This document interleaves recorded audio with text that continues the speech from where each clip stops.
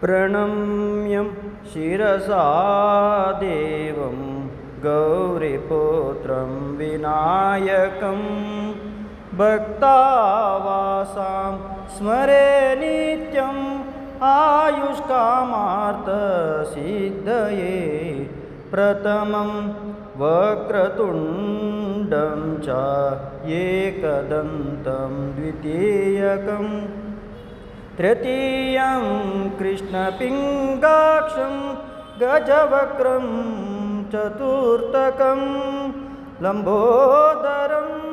पञ्चमं च षष्ठं विकटमेव च सप्तमं विघ्नराजें च धूम्रवर्णं तथाष्टमं नवमं बालचन्द्रं च दशमं तु विनायकम् एकादशं गणपतिं द्वादशं तु गजाननं द्वादशैत्यानि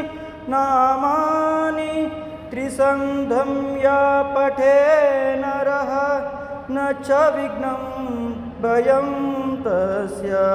सर्वसिद्धिकरं प्रभो प्रणम्यं शिरसा देवं गौरीपुत्रं विनायकं भक्तावासा स्मरे नित्यम् आयुष्कामार्थसिद्धये।